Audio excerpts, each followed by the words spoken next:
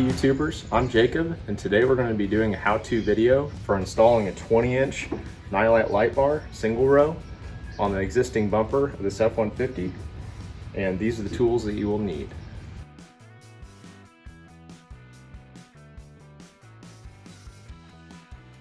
I've already set up the short side brackets here so that I can mount this at the right angle when placing it on the bumper. What you're going to do is slip your cable back between here, test how it fits, make sure that when you have your feet set, it's going to throw at the right angle that you want. So do a visual check on the side.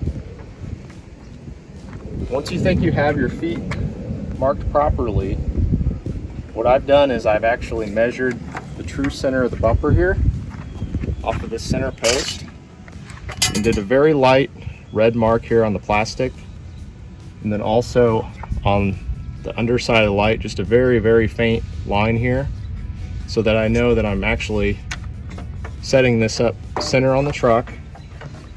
Once I did that, get it lined up, make sure your feet are sticking off the same amount on the edge here, just ever so slightly. It's pushed back all the way against the center post. Once you look like you're center, go ahead and make a faint mark on your holes that you're going to be screwing through the bumper with a fresh steel bit, and then we'll bolt it to the bumper. First, mark it, and then check your marks. Make sure you're the same amount off this edge of plastic to the center of the hole. So I'm going to measure here with my square, and we are exactly 1/2 inch. 1/2 inch to center on this side. So it looks like we're ready to start drilling through the bumper. Make sure you're drilling at the right angle for how your bolt will be going through. Let's check again how it sits, because it may not be straight down. So it looks like it's going to be at a slight angle like this. Get your bit ready. Make sure you got your stuff out from underneath there. This is a 1/4 inch bit for these size bolts. Brand new bit, so we can get some cleaner cuts.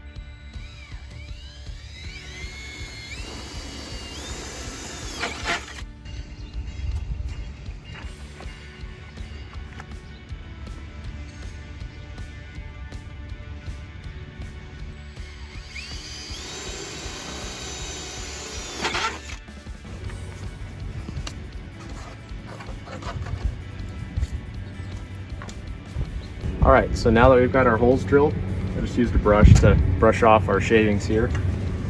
Feed your cable through that crack in the back, and then take your supplied hardware bolts and insert them through the holes.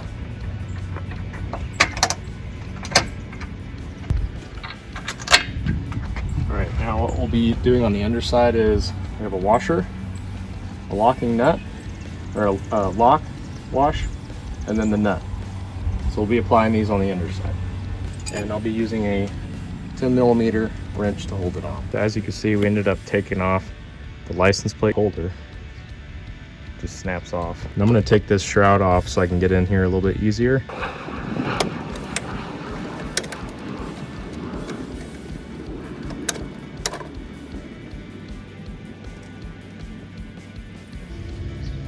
$10mm here.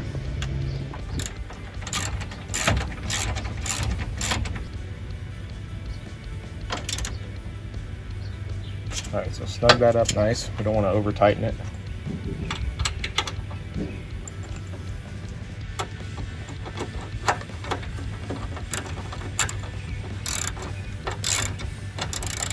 Before you cinch it all the way down, make sure your cable isn't pinched. Looks like we're good. Hey YouTubers, different day here. We're gonna be doing the electrical today. Instead of boring you with me running wire, I actually went ahead and ran the power to my relay that I'm going to be mounting up next to the air filter here. So I'm planning on using existing ground here. Already taken the bolt out and shrink wrapped a couple wires.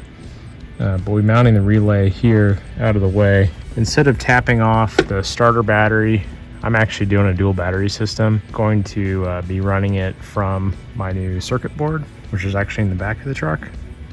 So my supply power is coming through the cab. You'll see 2 wires down there. One is actually for the switch for the relay in the cab, so I can turn it on and off. which will run to the relay here with the main power, and then powering this wire and my ground to the light bar. And you can see I've got them pulled out here ready to do some butt connectors with. This is the power from the light bar. On this setup, white is for the trigger, blue is for the main power supply, black is ground, and the red is power to the light bar. So I'm grounding the light bar and the relay. Just for reference, the switch panel is actually up here. Custom FX switches. Got my cable running down along through here, down the A pillar. So you can see my cords here is actually from the switch panel. This one is an additional cable I ran through for the switches. So I'll be making the connection in here. And that is the grommet that I ran my 2 wires through. It's pretty tight. 10 gauge wire, 2 of them is probably about as many you can fit through the existing hole.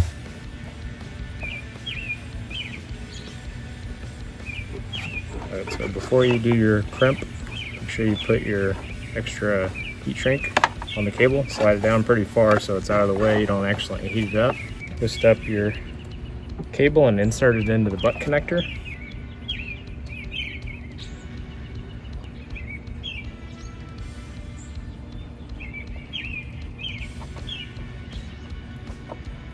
Once you get them in place, make sure you have your heat shrink.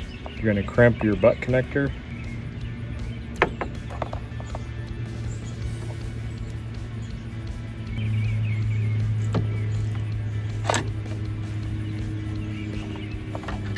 Okay, now we'll heat up the heat shrink that's on this connector first. Make sure it's nice and secure. Then we'll slide our additional heat shrink over it to cover it up.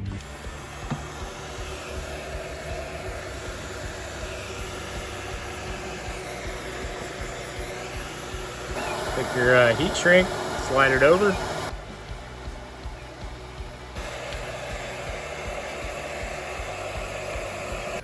Okay, there you have it. Connection is made. Got it covered up.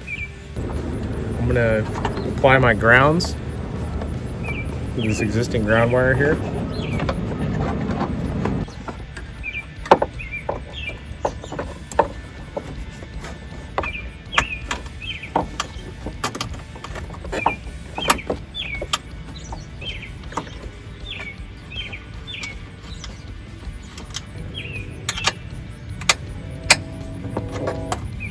Make sure you adjust your wires kind of where you want them as you're tightening.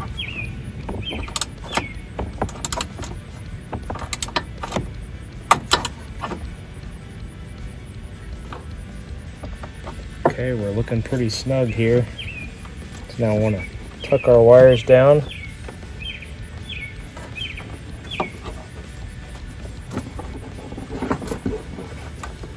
All right, we're gonna mount it like that.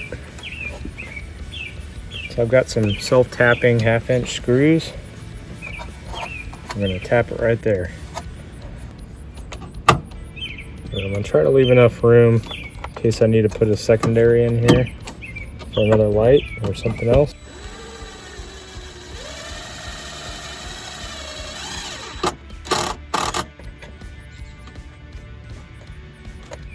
Our relay mounted with our grounds. There. Tucked our wiring up underneath the wheel well here. Go around. And the switch wire. Again, if you're running power wire to the main battery, I would run it up over through here. This is actually my main wire back to my dual battery that's in the bed. All right, then we got our wire draped down in through there. Down below. So we'll pull it somewhat tight, get ready for connections, and slip it in some conduit.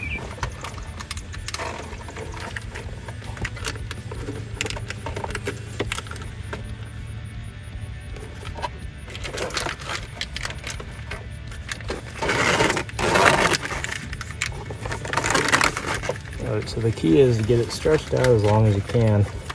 And then before you get into those hard to reach places, that's when you want to start to get your cable in there. You can slide it down further. So once I got my conduit secured at the top, I zip tied it at the very end, and then about in the middle behind the headlight to keep it in place. I just kind of slowly, easily pulled it down, made sure it's tight. Everything is still within the conduit, and check that all the way back. Everything seems pretty good. So obviously we got some extra length here. So I'm probably gonna cut it, give me a little extra to tuck it and wrap it back in here. Probably cut them off about here and then tie them in.